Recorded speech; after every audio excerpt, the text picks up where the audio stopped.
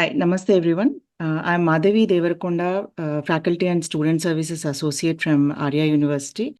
As you know, Aria University is a vast accredited university where we offer master's, diploma, and certificate programs in art forms such as Kuchipudi dance, Bharatanatyam dance, Hindustani music, Carnatic music, and also languages such as Telugu and Sanskrit. And the summer session registrations are going on right now. You can reach out to the admissions for further registrations. I'll share the information in the chat. Now, I introduce Vidushi Anuradha Ramesh Madam, who will be conducting this webinar on evaluation of dance costumes and jewelry over the years. Thank you, Madam. And thank you to Sujata Mohan Madam, who will be moderating this session. Thank you, ma'am. Thank you. Thank you, Madhavi Madam.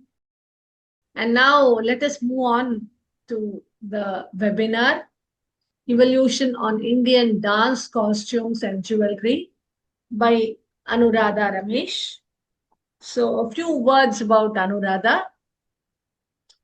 Anuradha Ramesh is a Bharatanatyam dancer and a performer, research scholar, teacher, and a choreographer with over 35 years of experience in this field. She is a passionate about the art in its entirety and believe that our art forms is ideal representation of our roots, culture, and heritage.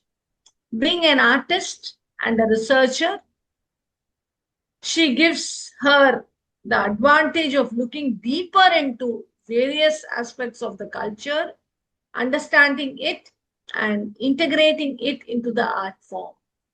A reflection of this is her doctoral thesis, that is on the Nrityopachara in the Kamikagama with reference to the Thiruvarur temple, through which she has explored the roots and directives for the tradition of dance in temples.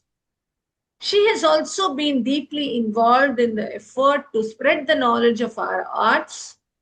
During her travel to Israel and United States, she engaged with local artists using dance as the medium of communication. Her performance at an august gathering of delegates from Israel and India, organized by the Indian Embassy at Israel, is particularly noteworthy. She also formulated and conducted introductory courses in various forms of Indian dances as a visiting faculty at Shashun Jain College, Chennai, directed a program for unprivileged children through Nalanda Way, a non-profit organization based out of Chennai. She further used to conduct workshops for the teachers of schools to equip them with techniques to integrate music, dance, and theatrical concepts in class to make sessions more engaging and productive for the students and the teachers. She is currently engaged as a faculty in our Aria University. The innate interest to disseminate knowledge about our traditions is reflected in every endeavor of hers. She regularly contributes articles to established newspapers and art magazines like Shruti, Pranav Journal of Fine Arts, etc. She presented papers in international conferences like the World Sanskrit Conference and in national conferences like the conferences on Saiva Agama conducted by the Art of Living. And we move on to Anuradha's speech now. Welcome, Anuradha. Namaste. Thank you, Sujata ji. Thank you so much. Very warm welcome to each of you who have joined in. Thank you for taking time out on a working day to join me for this session. For the ones who are joining in from the other parts of the world, other than India, a very good evening to each of you.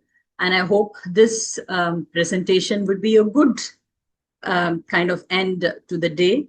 And for the ones who are in India, a very good morning. And I hope this presentation would give you a good start to the day. So let us begin. Evolution of Indian dance, costumes, and jewelry. So before we start off, I have a small trivia. And I request Sujata Akka to, as a moderator, to keep a tab of the answers in the chat box. Please let me know, which body part do you think is to be adorned with the most number of ornaments, right? And how many ornaments do you think are mentioned for that particular body part? So you can please go ahead and type your answers in the chat box, and we will look at it shortly. Please do type in. So this is the dancing girl. A lot of us would be familiar with this figure. It was discovered in the Mohenjo-daro and Harappa civilization excavation that was held. And this is supposed to be believed to be around the 3rd century BC. It's a very well-known figure to the Indians. And of course, it belongs to the Indus Valley civilization I had mentioned. What is interesting about this particular piece, it's often quoted as the dancing girl and the first dancing girl. And not many of us pay very close attention to the ornaments that she is wearing. So if you notice that on one hand, which is held free, she has bangles that are worn from her arm, the beginning of her arm till the end of it. And you will find this to be there. I mean, this particular practice of wearing arm, bangles from the top of your arm to the end of it, to be there in some practices in the tribal regions even today. And of course, on the other hand, you see her wearing something like a bracelet. Okay. And then notice the necklace, and also notice the earrings. Notice how beautifully her hair is held up in the form of a bun. Okay. And this we are talking about this 3rd century BC. So now costumes and ornaments are of great significance in a dance program and a production. Though it is noticed more in plays, it is the first thing that strikes the audience when the dancer enters the stage. The color combination of the costume, the fabric, the quality of the ornaments, and the way it has been worn, all of them communicate a great deal to the audience, even before the dancer takes her position to dance. And this is perhaps why we have the Natya Shastra, Bharata mentioning in the Natya Shastra that, the Aharya Abhinaya is as important as the other 4 Abhinayas.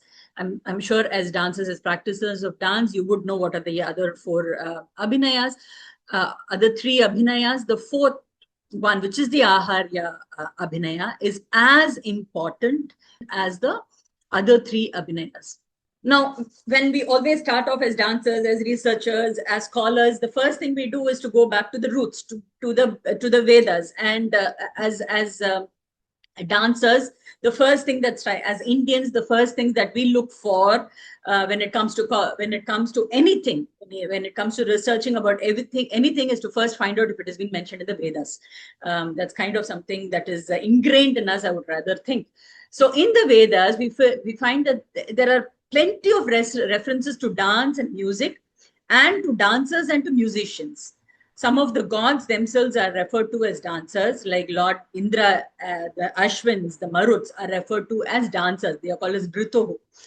The oft-mentioned goddess of dawn, Ushas, is described as a dancer who adorns herself with rich ornaments like a maiden whom her mother has decked out. She decks her beauty shining forth with sunbeams like women trooping into a festive meeting or a festal meeting. So when you're talking about this, the imagery that it provides you, right? So when we talk about, shining forth with sunbeams, I'm just asking you to imagine, the jewellery that she is wearing, the reflection of sunlight on which is radiant and just giving out so much of light and resplendence, right? We also have references to Apsaras and Urvasi. Of course, we know the Apsaras were created in the Natya Shastra. It mentions that the Apsaras were created for the Kaishiki Vriti. So we know that Apsaras were created as dancers, right? So we have references to Apsaras and to Urvashi, who is an Apsara, and they are told to be bedecked with ornaments. Okay, but unfortunately, the specifications of what these ornaments are not detailed out. Now, the Atharva Veda speaks of women wearing red-colored drapery, and of course, wearing bangles, applying collyrium in the eyes, using a comb and dressing the hair is mentioned as well. So these are all mentioned in the Vedas. Now we move on to the Agamas. So we always call it as the Vedas and the Agamas. The Agamas are considered to be manuals when it comes to, if you look at the face of it, construction of a temple. But the Agamas are much more than that. They talk about anything and everything related to not only the temple, but also to the philosophical and to the esoteric practices that are associated with the practice of religion. So in the Agamas, they speak about Ganikas and Rudra Ganikas. So Ganikas are mentioned as courtesans of the temple or associated with the temples, primarily in the Vishnu temples. And the Rudra Ganikas are supposed to be the courtesans of Rudra or Shiva, right? So they are nartakis or artists who perform nritta as upachara. Now, what is an upachara? An upachara is called as a service. So even today, you will find fragments of this when you perform a puja at your own home. Like, for instance, if you have a Ganesh puja at home, at the end of it, you say, Nrittam samarpayami, Geetam samarpayami, Pushpam samarpayami, Vadhyam samarpayami. So I offer dance to you. I offer flowers to you. I offer music to you, right? So it is an offering that is made. So you can imagine if it is done in such a small scale at our houses, you can imagine the way it is done in a huge temple, right? So Nritta was performed as upacharas, and the women who were to perform these upacharas were called as Ganikas or Rudra Ganikas, and there were specifications that were clearly stated as to how these women had to conduct themselves and what they had to do in order to attain the status of being a Ganika or a Rudra Ganika. So the Purva Kamika Agama, which is a Shaiva Agama, Shaiva Agama basically means it refers to temples that are associated for Shiva, or temples built for Shiva. So the Purva Kamika Agama fleetingly mentions them as the ones who are having Rupa Yauvana Sampanna. Rupa means the form. Yauvana is in youth, Sampanna, filled with, and they are endowed with, so which basically means they are endowed and filled with beauty and youth.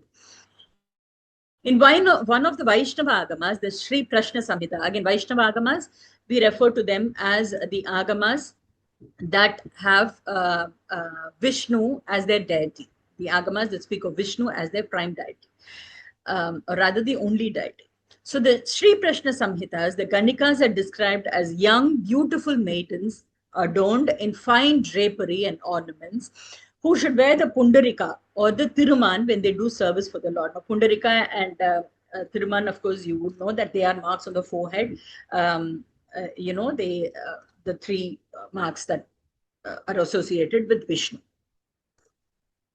Now, Suprabheda Agama, which is again Shaiva Agama, mentions that the Rudra Ganika is dressed in white garments. She wears garland made from white flowers and adorned with various ornaments. She proceeds to do the nritta for the Lord. The Kamika Agama again specifies that the Rudra Ganika should have cleansed herself. I was talking to you earlier about specifications, the stipulations that are meted out for these dancers. The Kamika Agama says that she should have cleansed herself decorated herself. Now, cleansed herself is actually looked at in two ways. One is internal cleansing. These Rudra Ganikas and the Ganikas, I am told, the Kamika Agama also mentions that they are given Diksha or, initiation. And that is a way of cleansing themselves internally, as in spiritual cleansing. And then on the outside, obviously, she should have had a bath and all that. She should have decorated herself with various rich ornaments and wear garlands made of white before entering the pavilion for performing. She then performs what is called as the Shuddha Nrityam, bringing out the meaning of the verses with bhava as well. Okay. Now, I just would like you to have a look at this beautiful painting that has been found. It's a cave painting that was found in Sittannavasal. Okay, this is believed to be in the 7th century, and this is in the southern part of the country. It is in Tamil Nadu. Okay, and it is a Jain, painted by the Jains, it is believed. And probably the dating could be similar to that of the Ajanta-Ellora caves, where again you have some amazing, beautiful paintings that are there that speak about apsaras and flowers and dances and coronation of skins and all that. So we're not looking at those paintings. I just thought, because you get those paintings on the net, you can have a look at it anytime, but these paintings are not spoken about much. So I thought I would bring up to you this painting, and I want you to pay close attention to the elaborate headgear, though it is a little, smudged, I would say. Time has taken its toll, but you can see the elaborate headgear. You can see the earrings that that the painting has, and then you can see the armlet, the bracelet, the armlet, and then you can see the various necklaces and the chains that have been worn, right? So this is the 7th century. So Bharata says, right, in the art is an imitation of what you see around him. So if this has been painted as early as the 7th century, you can imagine what was a society at that point of time. Which by that I mean the popularity of the headgears and the earrings seen among the dancers and the various other people of the higher caste is what I would like to bring your attention to. Now, we spoke about the Vedas, we spoke about the Agamas, let's speak about the Itihasas. Now, Itihasas basically refer to the Ramayana and the Mahabharata. There are numerous mentions of dances and ornaments in the Ramayana and the Mahabharata. I cannot go into every detail of it, but I will just take one portion, which is the Sundara Kanda of the Ramayana. And here, the beauty is Hanuman actually goes in search of Sita to Lanka to find where Sita is. And while he is searching, he comes across the chambers of Ravana. And there, this is, of course, in the dead of the night. And there he sees dancers who are in the chambers of Ravana. And he describes their beauty. He describes the beautiful jewels that they were wearing and all that. So I have just taken a few of it and I've written it down here. So he speaks about these dancers and ladies who were deep in sleep with disheveled, large, thick garlands, beautiful jewels scattered around. The tilakas on their forehead were disturbed, and the fallen anklets looked like necklaces that were strewn around. He saw pearl necklaces that had got intertwined with the waist ornaments. The earrings worn by the women who were fast asleep were very beautiful, and their flower garlands were torn or displaced. He actually says it was as though an elephant had trodden on these garlands. Big pearl necklaces with the radiance of moon rays are in the middle of the breasts of some of the women, and they look like sleeping swans. And of some women, necklaces made of the cat's eye gem resemble birds, and some others, golden chains resemble the chakravaka. birds. Those sleeping women shone like rivers with their smiles as lotus buds, with their jewellery as big as huge lotuses. Okay. Akka, how are we doing on the trivia? Yes. How are we doing on the trivia? The answers have come. Okay, I'll tell you when we can we can talk about it. Yeah. Okay. So this is a picture of the dancer, and and you have an accompanying male a percussionist, a drummer, and you can see the beautiful ornate dancer. I can't have any other word but to say. But what I want you to do is pay close attention to it, because we are going to be discussing about these as we are going further in the session. Just notice her earrings. Her earrings seem to be very similar to the one at the Chittanavasal cave. And then, of course, the bangles, the armlets, the chains, the necklaces. Look at the exquisite hairdo and the kind of ornamentation that has been given to the hairdo as well. We will be talking about this, and it's not just the it is not just the lady, but you can also see that the drummer is on it. In all this, let's also drive home the fact that for a dancer to be bejeweled like this, ornate like this, and for a drummer to be bejeweled and ornate like this, please try and imagine what the riches of the country would have been like, right? For a drummer to wear these kind of ornaments, for a dancer to wear these kind of ornaments. They are not the king, they are not the queen. But for them to wear this kind of ornaments, you can imagine what the kind of riches or prosperity that the country was having. Okay. So we are going into the Natya Shastra, and this is the text that probably would be telling us about the details, including the ornamentation. So before we go there, Akka, the answers. Sujata ji, if I can have the answers. Yes. So Nritika has given the answer as head and chest. Okay. And Shrija, the upper body, the 5 types of ornaments. And Pragya also the upper body, neck and head. And Mini has given us head. Head. Okay. Head. It's going to be very interesting. Please watch closely. Let us see from Natya Shastra what it is there. Yeah. So the Natya Shastra says, obviously, again, like I said, as dancers, as researchers, we go back to these texts to find out what has been given. Okay. And obviously the Natya Shastra, because it talks about Natya, it deals a lot more about costumes and jewelry and ornaments than the other books that we have, than the other texts that we have looked at so far. So the Natya Shastra refers to costumes, makeup, jewelry, props, setting on the stage, etc. All comes under Aharya Abhinaya, one of the 4 kinds of Abhinaya. And this is dealt with in chapter 23. Costumes and makeup, Bharata says, are of 4 kinds. He says it is model work, which is Pushta, decoration, which is Alankara, painting the limbs, Angarachana, and using of living creatures as props. Okay, and that is called as Sajiva.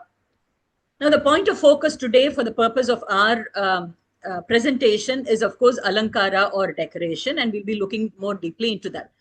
So the decorations, he says, are of 3 types. And he says the first one is flower garlands, the second one is through ornaments, and the third one is through drapery. And the garlands, he says, are of 5 kinds. He says it's Veshtita, which is encircling, going around. Vitata, which is wide and broad. Sanghatya, which is grouped together. And the Granthima, which are knotted together. And the Pralambita, which are hanging down. Now, I want you to go back to my, when we spoke about Ramayana, and I told about Sundarakanda. I also mentioned about the flower garlands. And I also mentioned that Hanuman actually says that they were wearing thick, huge garlands. So you see an interconnectivity between what is being told here and what is being discussed in the itihas as well. Okay, and of course we going forward, like, so in our productions as well, when we are talking about the lords and the goddesses and things like that, we still use these kind of uh, uh, flower garlands. And let's not forget, in a lot of these texts, whether it is poetry by great Mahakavis, or it is by Natya by Bharata and all of them. What is interesting is to see the use of flowers in order to as ornaments, in order to decorate oneself. Obviously, because it is easily available.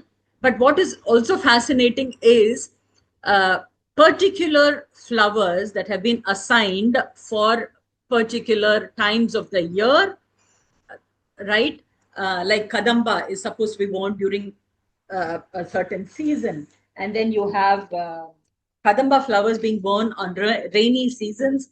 The Malati flowers to be worn during the autumn season. Probably this was a season for the flowers as well.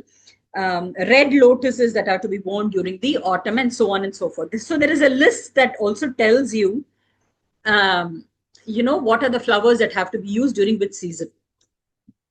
Now, moving on to ornaments, there are 4 kinds of ornaments. It is the Avedya, which is pierced, example like you wear the kundala. The Bandaniya, which is tied.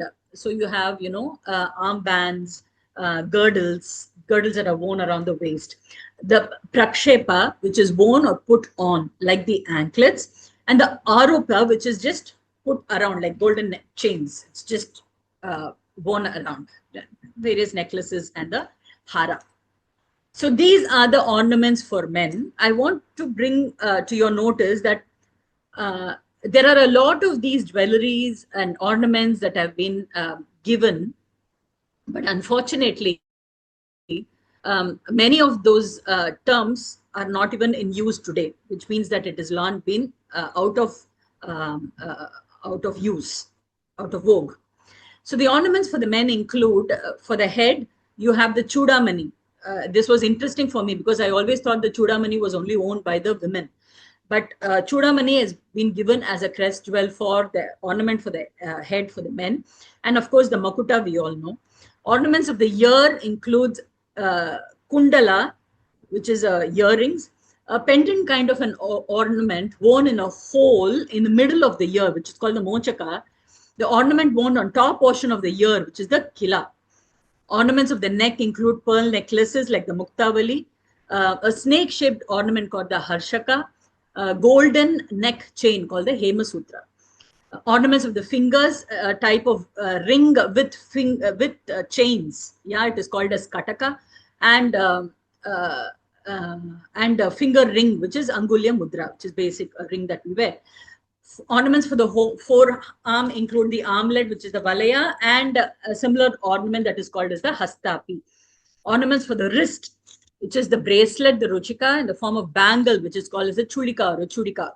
We can also equate it to chudis that women wear. But this is for the men. Ornaments for the elbow, which is the armlet, it's called the keyura, and the arm band, which is called as the angada.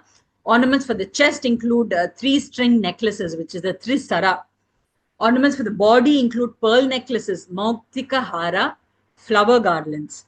And ornaments for the waist, a waist band is suggested for the men, and it has to be worn below the navel, which is called as the talakam, and a golden thread worn below that, which is called as the sutra. Now, the Karana sculptures at Kumbakonam is of a male dancer, and it is of Shiva. Dr. Padma Subramaniam's Karana book has these photographs have been taken from there, and one cannot overemphasize the kind of work that Dr. Padma Subramaniam has put in order to bring this to the world. I mean, without her work, in this field, these sculptures would not have spoken, right? But today of interest to us are the ornaments that these figures are wearing. And you can see, armbands, bangles kind of things that are worn. On the feet, you can see, something that is like a bracelet. You can see that is being worn on the feet. You can see anklets worn there. You can see the waistband that has been worn, and for the chest, you can see a particular kind of ornament that is being worn, and then the necklaces, of course, and then you also have the head hairdo, which of course is not very clear in these photographs. Then this again, it is another sculpture that basically brings to you a different, lesser ornate, but a male dancer nonetheless. And this is taken from the films. Of course, we all know this is Shivaji Ganeshan, and this is MTR. Sorry, Anuradha, see the Chalangai role in that earlier one, no? The leg ornament. Yes. Yes. See the huge. Huge. We have the Perani dancers who still wear those types of chalangais. Yes. Dancers. Yes. Yes. That's interesting. Yeah, thank you for bringing it to their attention. And of course, in this, it is not, in the Natya Shastra, it does not mention about the Uttariya, what do we call it? It's a string or golden string, or, it is normally worn across the body. And you find that here. And normally it mentions that it has to be made of silk. It's bejeweled as well, or it is a simple golden strand. We'll be talking about that, of course, a little later. And sometimes it is of flowers. For dancers in the temple, it is suggested that the flower garland is worn that way. Okay. And yeah, so here you have from the movies. I brought this because it is closer in times, and how Bahubali does not depict the king like this, but how earlier the kings were depicted close to what has been given in the Shastras. Now, ornaments for women, and here is where I would like to answer the trivia question. The ornament that the body part which is most ornamented is the ear. Okay, and the number of ornaments that has been suggested for the ear, take a guess, it is 10. For this part, which consists only of, hardly 3 inches, you have 10 ornaments that have been suggested for the ear. I mean, it fascinated me. So I thought I should bring it out to you. So for the women, the ornaments for the head are the Shikha Pasha. This is an ornament to hold the tuft of the hair on top of the head, and the Shikha Vyala, the Pindi Patra, the Chudamani, again we have discussed. The Makarika, it is something that resembles a fish, and it is worn on the head. The Mukta Jala, which is a hair net of pearls. The Shirsha Jala, which is a regular hair net to hold the whole hairdo in place. The decorations of the forehead, the tilaka, marks on the forehead, the designs of various flowers drawn over the eyebrows. Now, the tilaka we spoke about even in the Ramayana. We spoke about the tilaka being, disturbed when the ladies, the dancers were asleep. And the designs of various flowers, this we see, we call it Patraleka also, right? In Abhinaya Darpana, it's one of the uses.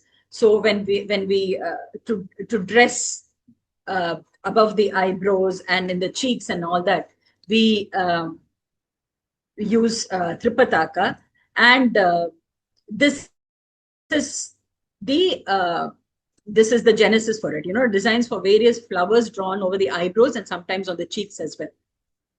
Now this is an ornate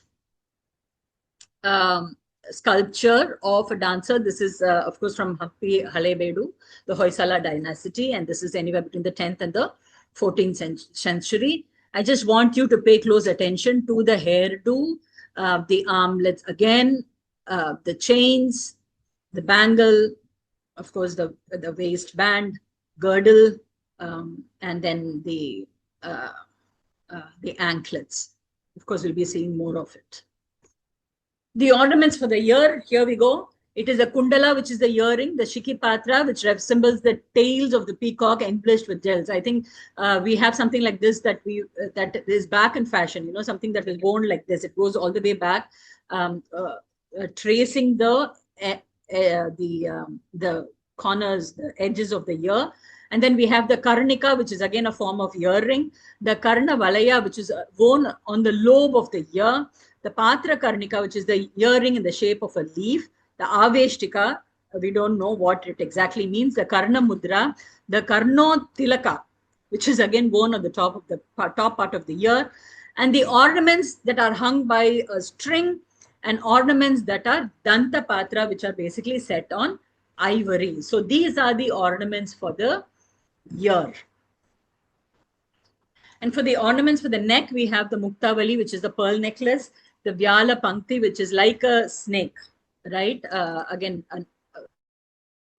adige, probably something that resembles a snake. The manjari, rows of or clusters of sprouts of flowers, basically resembling clusters and sprouts of flowers. The ratna malika, which is strings of gems. The ratnavali, which is a necklace made of gems. The sutra, and then there are those chains that you wear. The ornaments of the chest include the necklaces with the most artistic work are to be the ornaments of the breast. So he said, listen, you go ahead and choose what you want to, but it has to be the most ornate of the lot. Okay, because that is a part that gives you, that strikes somebody when they see you first. So this, the breast part, the chest part has to be the most ornamented one. And the back has to be not ornamented as well. We see this in some sculptures where the back of the woman is also, something similar to what the men were wearing, something to cover this. I mean, it comes like this and it just kind of goes within the arm area, and that comes out at the under the rib kind of a thing. So, and then you also have the jeweled net that is there. Now, the cheeks are to be decorated with decorative designs with scented pigments. This is what I was talking to you earlier. The pigments can be of sandal, red sandal, musk, etc. Collyrium is to be applied on the eyes. The lips are to be painted. Bharata also talks about the various colors for teeth to enhance beauty. He says yellow with application of turmeric on the teeth actually accentuates the lips. White teeth embellish the beauty of the smile. Teeth dyed with lotus petals will enhance the beauty of the lips. And there is one more thing. Now, of course, this is not related to the teeth, but the pollen of the lotus flowers were used as a powder to make the face brighter. I mean, such things, if you think about it, it gives me goosebumps. The ornaments of the arms and the fingers include, for the upper arm, you have the angada, band worn on the arm, the valaya or the bangles. The forearm has the kharjura, which imitates, the date fruit, the uchitika imitating the crab. The fingers have hastapatra, the puraka, there are mudra angulya. Again, these are the various rings. The ornaments of the hip, it includes the kanchi, which is the girdle with the string of pearls. The talakam, which we discussed, where is given for the men also. It's a waistband that is worn below the navel. The mekhala, is referred to in a lot of poems, Sanskrit poetry. In Tamil also we call it the mekhalai. Yeah, it is again like it's a girdle and it has strings. So a mekhala with 8 strings is called a mekhala. A rashana is with 16 strings. A kalapa is with 25 strings. They are the various kinds of girdles. And Bharata says if you're representing a goddess or a queen, the numbers of the strings can be increased to 32, 64, and up to 108 strings can be used in the Mekhala. Ornaments for the ankles include nupura, which are anklets, kinkini, which are small bells that are there, the Ghantika Jala, which is a string of bells, and the Kataka, which is similar to the bracelet worn on the feet. Right? We saw that when I was showing you the photograph of the dancer, male dancer. We spoke about something like a bracelet that is worn on the feet. The other ornaments include Pada Patra, which is for the shanks, toe rings for the toes, the Tilaka, which is recommended for the big toe. An additional decoration of the feet includes a lac dye in various patterns. Now, this is something again that is being mentioned in a lot of poems. In fact, even Adi Shankaracharya talks in his Shringara Lahari. He says the beauty, the lotus-like feet of the Ambar, of the Devi, is the feet beautiful because of the supple, the suppleness of it as it touches the ground, the redness that comes to it as it touches the ground, or is it because of the beautiful lac dye that is worn on the feet? Kalida also mentions it. In fact, further down, I have one of the one poem that talks about it. Now, Bharata notes that though such specifications are given, decorations have to be done with due consideration to traditions, measurements, and the color of the skin. Applied with a sense of proportion and put on in proper places, the jeweled ornaments will lend beauty to the limbs. Use of too many ornaments, cautions Bharata, could cause fatigue for actors and hamper their movements. Ornaments are hence not to be made of pure gold, but should be made of lac, with jewels inlaid in them. This is a practice that is followed even till today. For instance, the temple jewellery are made of lac, silver and lac, and you have it inlaid with, earlier it used to be emeralds and rubies. Now it is, of course, with, a similar gem, non-precious gem. He then goes on to give specifications on the ornaments and costumes for various characters. So we'll just take a look in it. Okay. So the character Vidyadhara woman, string of pearls, hair tied up in a bun, white color clothes. Yaksha women and apsaras, bejeweled ornaments, bejeweled dresses. Naga women, ornaments of pearl and jewels, wear hood on their head. Doctors of sages, no ornamentation whatsoever, only a single veni of hair, which is a single braid of hair. Siddha women, ornaments of pearls and emeralds, and the costume has to be yellow in color. Gandharva, ornaments of rubies, carry veena in their hands, and clothes are saffron in color. Yeah. So for the Rakshasa women, it is ornaments of sapphires, black costume. For goddesses, it is pearls and lapis lazuli, the green color. Okay. So this is as far as the drapery is concerned for the various characters, though he speaks about characters. Now, specifications are also given for women who come from various regions. He does mention what are the various kinds of dresses that have to be worn from the women who are from various regions. Okay. And then women who lose their lover. Now, this is interesting. And this, again, I can give you a parallel. Women whose lover has gone away are to wear their hair in a single plait. Now, when Hanuman sees Sita for the first time in Sundarakanda, he says that she is wearing a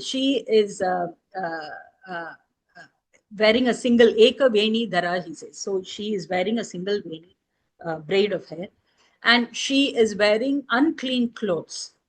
Okay, and there is absolutely no ornamentation, no flowers, nothing. So it talks about women. It goes with this diktat that is given in the Natya Shastra, where he says that women whose lover or his husbands are not with them are to wear their hair in a single plait. Their dresses are to be white in color, and they are not to wear any ornaments or makeup. Now, reconstruction from texts and sculptures. We have two very senior dancers who have worked on the Karanas and on reconstruction of the dance form. So we have Dr. Padma Subramaniam, who reconstructed the Karanas, bringing the relationship between sculptures in some temples in South India and the Natya Shastra. We're going to be seeing some photographs. And Dr. Karuna from the Aria University, she's our HOD, who has also reconstructed the Gondhali Vidhi, taking from the Shastras and the sculptures. So what we're going to see now are a few photographs from the Karanas that bring out the costumes and the ornamentation, and the reconstruction of it by Dr. Padma Subramaniam, and the Gondhali Vidhi and some dances that have been reconstructed by Dr. Karuna Vijayendra, taking from the Shastras and the sculptures. So this is Dr. Padma Subramaniam. You can see the dancer here, and Paduaka having, reconstructed the dance form, not just the dance form, but also the ornamentation, the costume that's close to it. Here as well, you can see. This is yet another.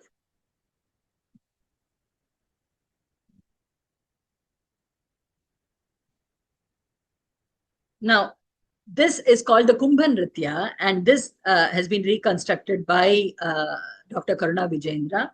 And she said this is a Soma Yaga tradition. So when the Yaga is constructed, when a Yaga or a Yajna or a sacrifice was happening, then these kind of costumes were to be worn. So if you look at it, this also goes according to the Natya Shastra, where they said that if you are involved in any kind of, sadhvi, austeric practices, esoteric practices, then the color is saffron that has to be worn, and then the hair and the hairdo and limited ornamentation and things like that. Now, this is a reconstruction from the Badami 6th century dancing Shiva using Amara Kosha. This has been reconstructed. These are the Shala Bhanjikas, which is again the 6th to the 7th century. It is from the Badami Chalukya belt. So this is the sculpture. I can see a reconstruction of it. Please pay attention to the hair as well. This form of wearing a tunic with a shawl and a skirt kind of a thing on the bottom has also been given in a lot of plays, including the play that Dr.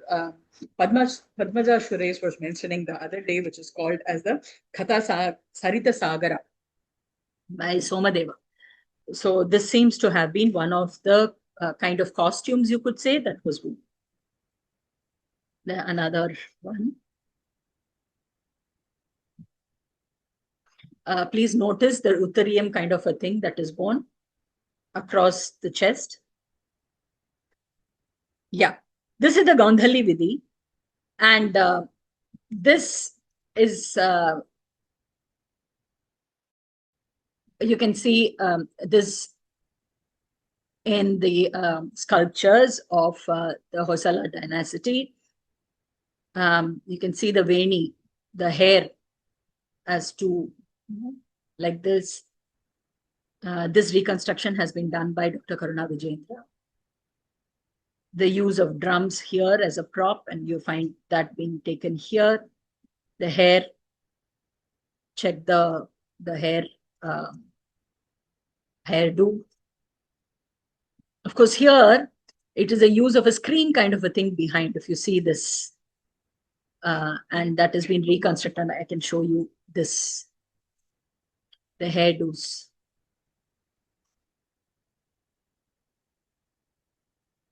And this is the Alaya Parampara, which is the Alayam refers to temple Parampara that is there in that was there in the Vijayanagara dynasty, and some of the reconstruction of the clothes similar to what we have seen. And this is the Asthana Param. So this is the Uttariyam that I was talking about earlier. This is the Vijayanagara Sabha Parampara, where you have, like Kolatam we have in South India, in Tamil Nadu.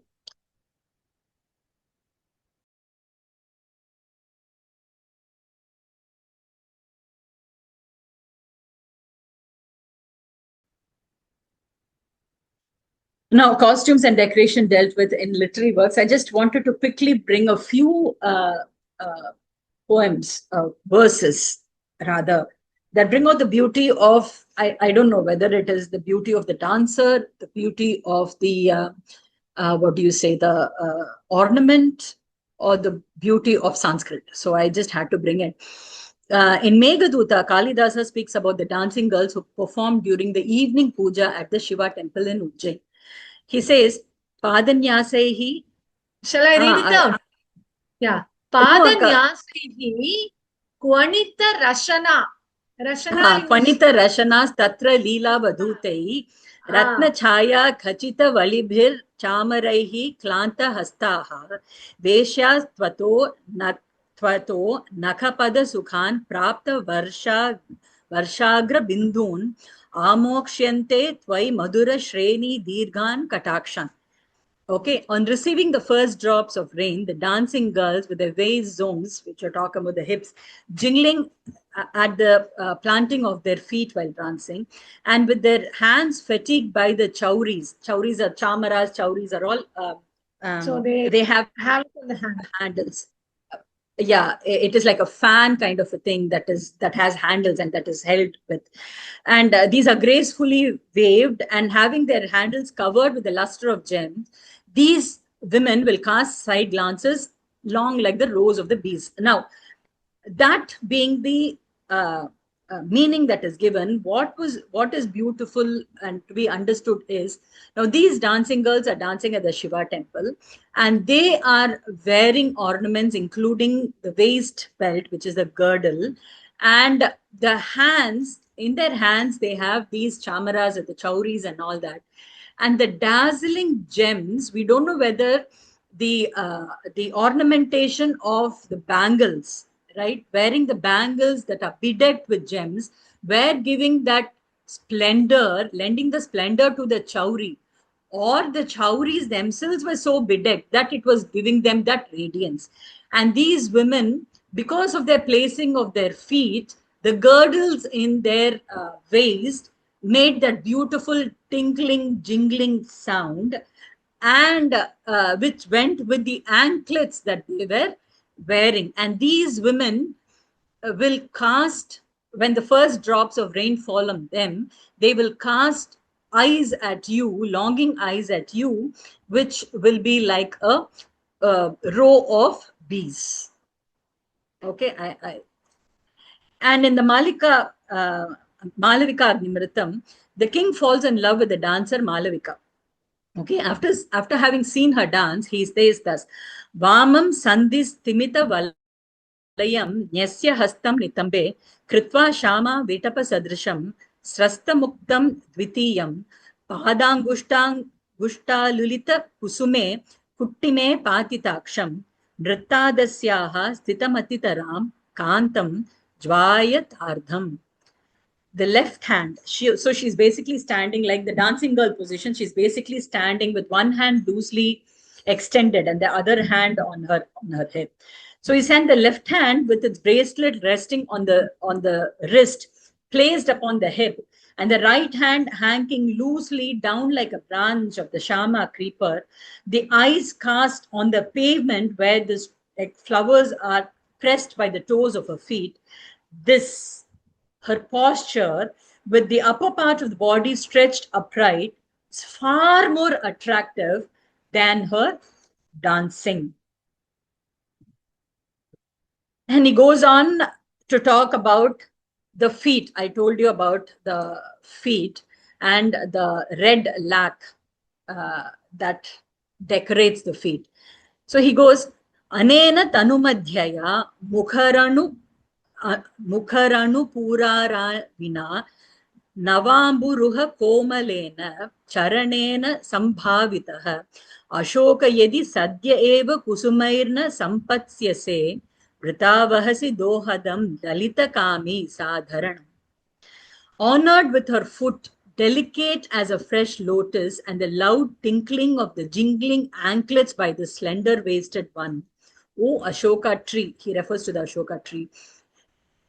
If you are not immediately covered with blossoms, then in vain do you cherish the delicate longing which is also cherished by sportive lovers. So here, the feet of Malavika are decorated with red lac, okay?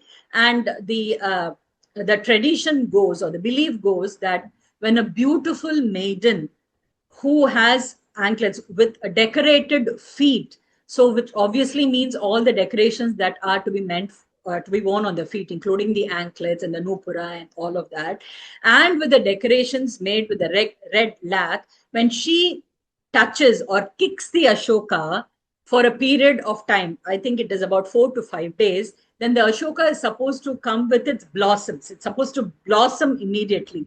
So the king says, the king who's a lover here, he talks to Ashoka saying, listen, after having been kicked or, by this beautiful feat of hers, if you do not burst into flowers, then it is in vain that, people talk so highly about you and your flowers and you being supportive of the lovers. So this is what is this thing. So there is a food for thought here.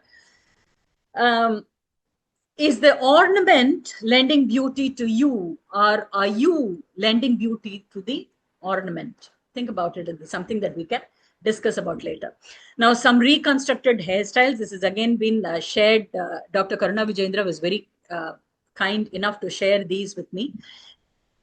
These are some of the hairdos that have been reconstructed by them.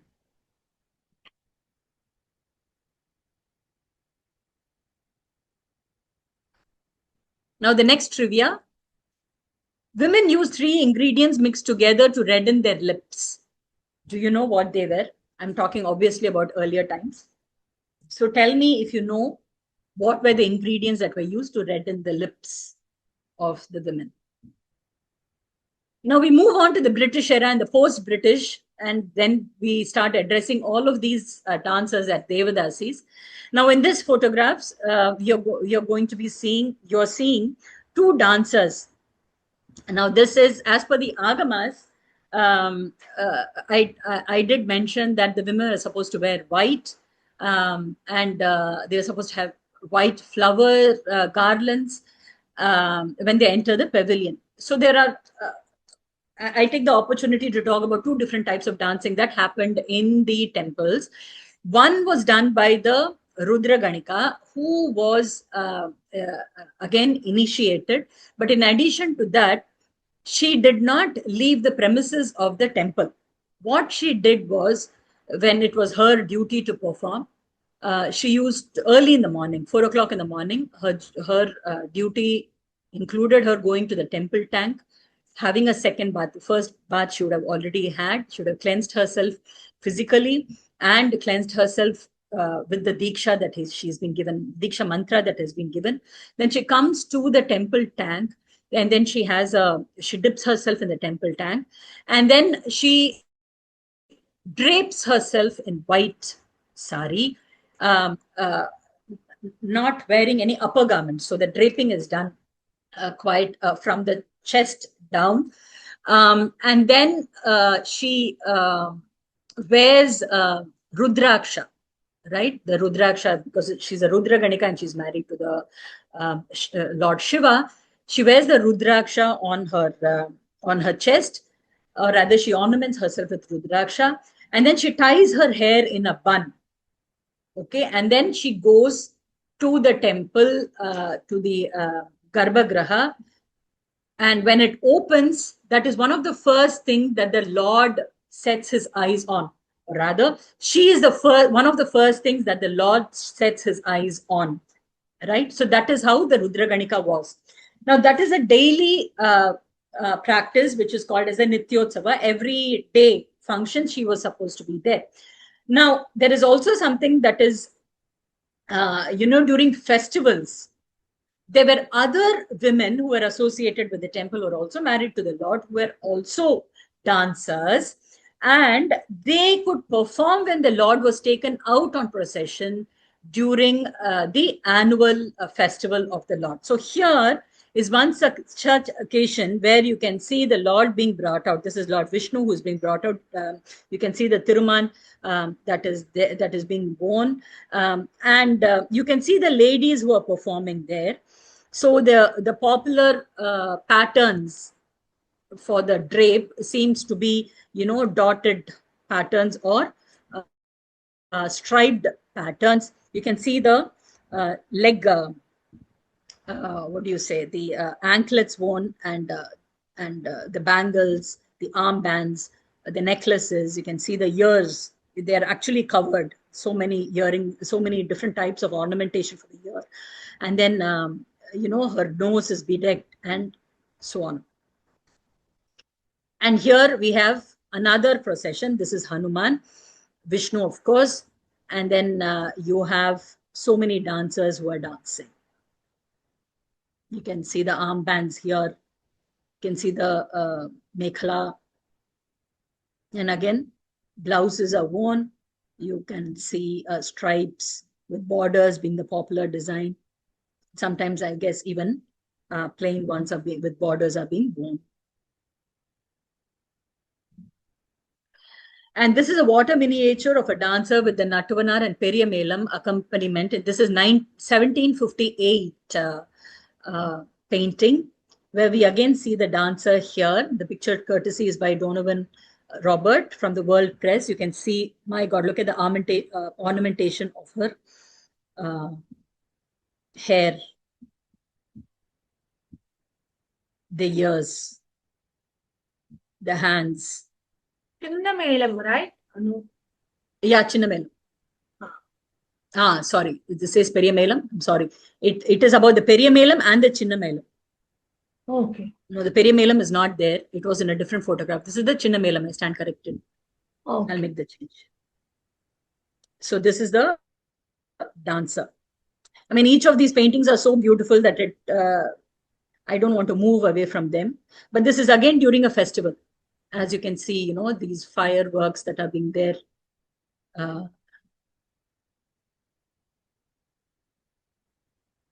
Now, this is the early 19th century. This is in the palace. So this is a Tanjore Company painting, early 1800s. This is a possible representation of the second wedding of Maharaja Sarfoji, Maratha king, to Maharani Avubai in 1801. So we have the king and the queen here. But what is fascinating is about the, please check out the hairdo, the long hairdo and the bejeweled, or rather the ornamentation of the plate. Very similar to what we have today, right? Moving on. And now you see that there were two ways of wearing the sari costume. One was with a kacham, where the pallu was taken to the side and the pajama was worn beneath. The style included the tuya, which is strips of gold and silver tassels, and this gave the pallu a grander look. The other way was to shorten the sari till the shanks and tucking the rest of it.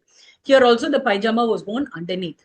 Now they wore the uttariyam, as I have mentioned, as a kind of accessory on top, and it was made of silk cloth, flowers, or sometimes even gold.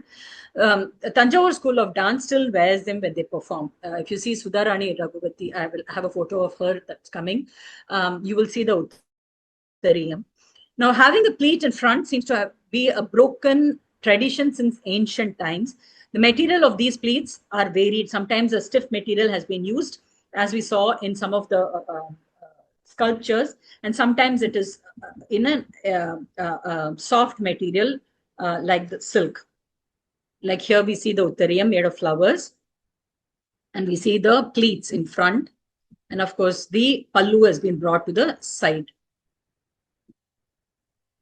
This is a Tanjore knot by the Natyam by Nach party, and this is again 1830. Now this is 9th century. Again, this one very fascinating about the anklets that she's wearing. Look at the braid. Her braid goes on till here, apparently. Her bejeweled face. A lot of these ornaments, we still carry on. This is, of course, Tanjore Jnana. Look at her nupura. Look at her bells. Her earring. Her finger ring. Bangles. Armband. Beautiful. This is, of course, the Tanjore Natru.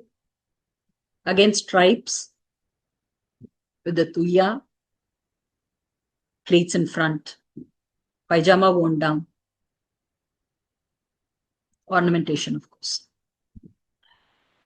Now, this is a photograph of Kalyani daughters, Rajalakshmi and Jeevaratnam, in full costume for a Sadar performance. You can see the tuya. Of course, the waistband has now become very, it's just one waistband that has been worn. This is probably taken in January 1933. Now, I want to preferably show a few, a few videos. We try and bring to you one more. So we save on time.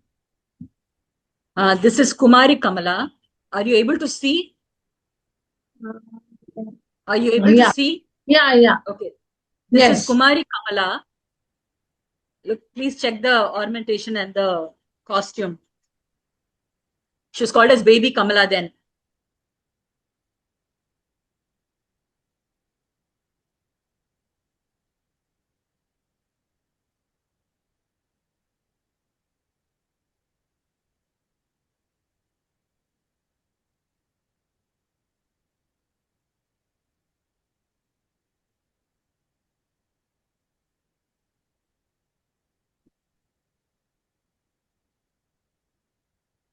So for lack of time, I'm going to stop this here. This is, of course, Vaijayanti Malabali doing Alaripur for oh, beautiful backdrop. No sound? Can you hear, Akka? No sound is not coming.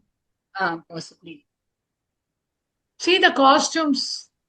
Yeah, I guess since we are paying attention to the costumes. Yeah. So here it's the cut pajamas. The cut costume, as you say, the pajama costume. But if you see that the what do you say? The melakal is of a different material. Perhaps it is of more transparent material than the silk sari that has been stitched as a pajama. Okay. So again, for lack of time, I'm going to stop this. This is something, there is no sound in this, but I want you to see this. I'm glad that we got here. I've made it, Akka. These are. Yeah.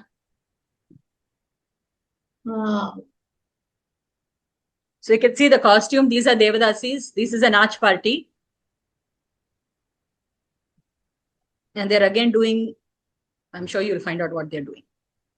Very cool. Yeah.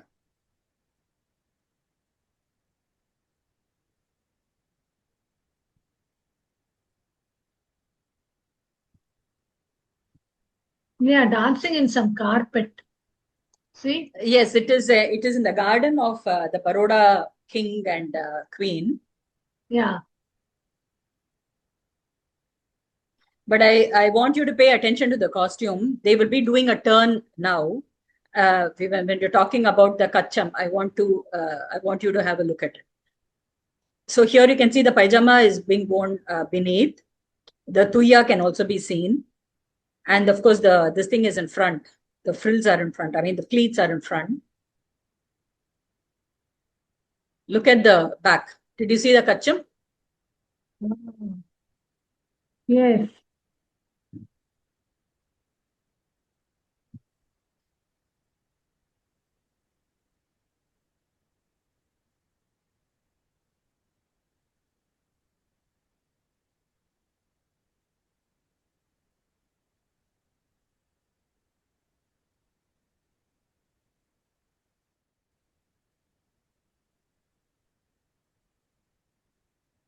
So this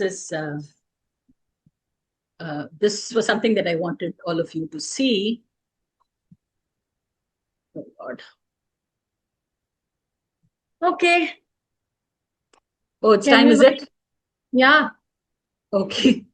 So yes, this was the talkies. And then of course, okay, I'm just winding up. Give me 2 minutes. The stitched pajama costume can be seen in the movies. Now, Devi Arundel is supposed to have experimented with sleeve designs.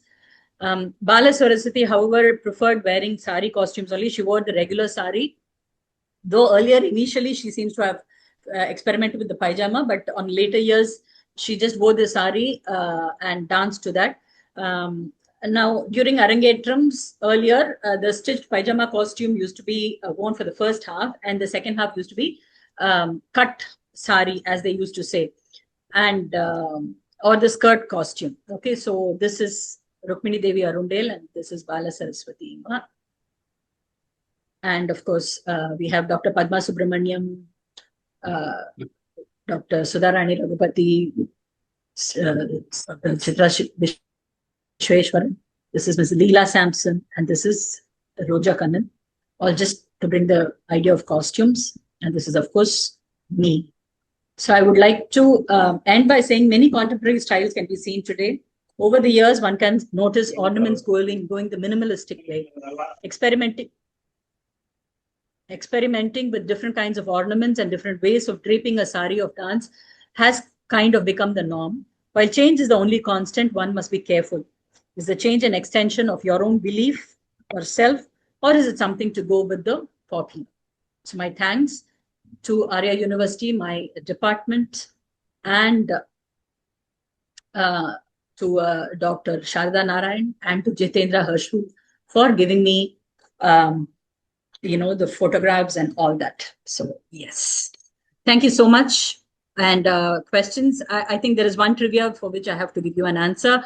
The answer is use of how women used to redden their lips. They used to mix together kumkum, honey, and wax, and use it as a pigment to redden their lips. So thank you. Questions, welcome. I hope you've had a good session. I enjoyed putting it together, honestly, and I got to know a lot of things. So, yes. Yeah, welcome. If there are any questions, please post it. And I will, like you were asking about the color for the lips, right, Anu? They have given that it is because of betel leaf, beetroot juice, etc. Red lac, I think it's for the feet. Red lac is for feet. This they used during cold weathers. They used to mix honey. What did I just say? Honey kunkuma. And kunkuma or saffron and wax. Oh, okay. And that, I mean, wax is again a usual component today also we see. So yeah, they use that and mixed it to give the color for the lips. Okay, that was a very wonderful presentation today by Anuradha Ramesh. So she traveled almost from the Mohenjo-daro period to the present day. Dance costumes, the varieties of costumes, and how it was worn those days and how it is worn present day, and the jewelries, all these things. You had covered the Veda period where we had some of the references, and the Agamas period, of course, from the temple tradition and the Agamas. And then, of course, the Itihasa. You had covered one of the Ramayana piece also, where we also have that, no, the Sita giving away the Chudamani. jewelry, yeah, throwing her jewels, and they were traced. Sita was traced only by her jewelry. So that, and you of course mentioned about Hanuman looking at the girls, dancing girls. And then, of course, Natya Shastra. Shastra has so many references. There are many references. And I also found another book, but of course, now I don't remember the name. It has so many hairdos. Hairdos. So, hair decorations are mentioned in that particular Shastra. I will check and get back. Of course, you had given about the 23rd chapter of Natya Shastra, the Pusta, Alankara, Angarachana, and Sanjeeva, especially the Alankaras. And there, the props are also made.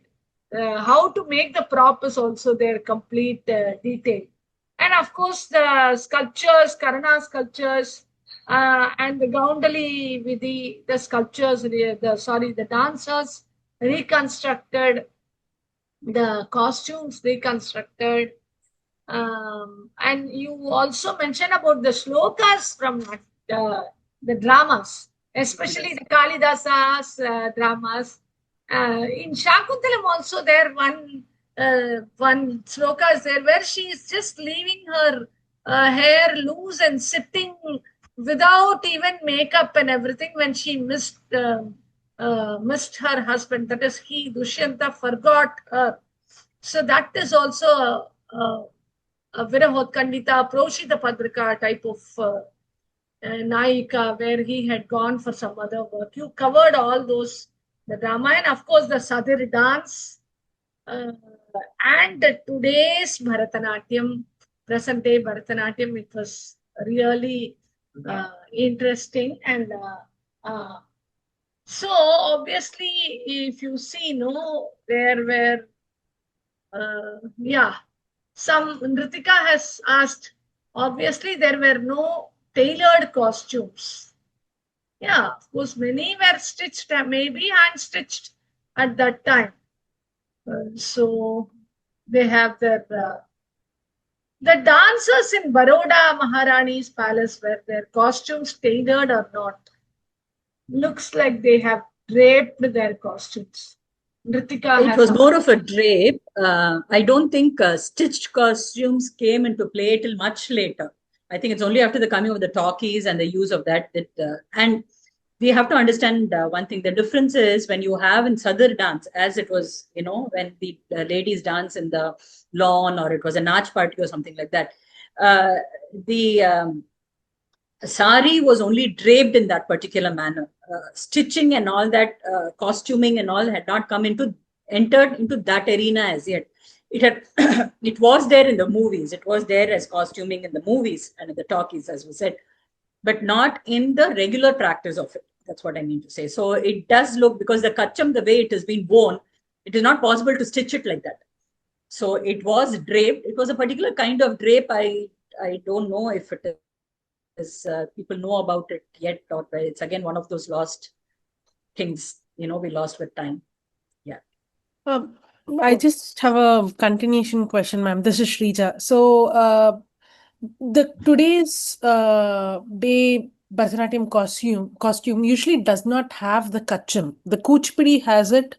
Yes. But today's day costume, usually it's not the practice of, I mean, it's like a differentiator between Kuchipudi and Bharatanatyam costume for that matter. So how did we travel there? I mean, is it okay to still have a kacham kind of costume, or how is it? I mean, how do we treat it?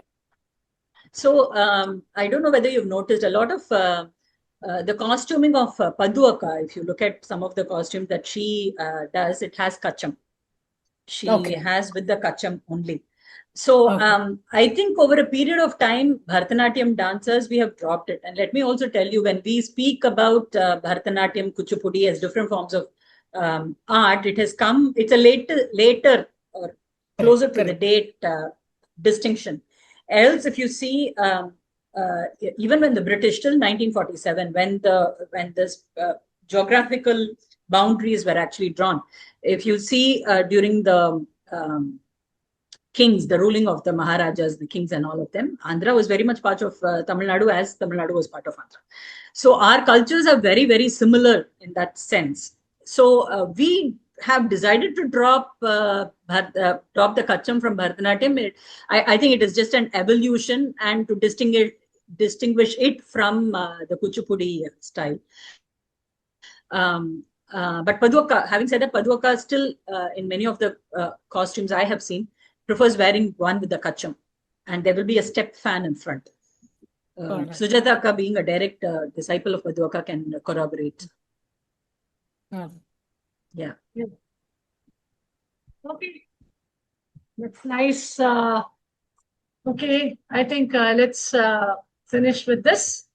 The 3-day Bharatanatyam webinar ends with Anuradha's lecture today on costumes and jewelries. And thank you so much, Aria University, for giving us this opportunity to present our research papers, research work. We have done, Anuradha especially, she has done special research of this for this webinar. Thank you, Anuradha. Thank you so much. First day we had Dr. Padmaja Suresh. Yesterday we had myself, Dr. Sujata Mohan, and today Anuradha Ramesh. She is going to be a doctor. In recent days, her viva will come up. Thank you, Anuradha. Thank you so much. And with this, we conclude today's presentation. Thank you so much, students, for attending. And please be in touch with us related to these topics or any other interesting topics. If you are interested, please share with us. We will work on the next webinar. Okay, thank you, everybody. Thank you, Sujata, and thank you, Aria University. Thank you, madam.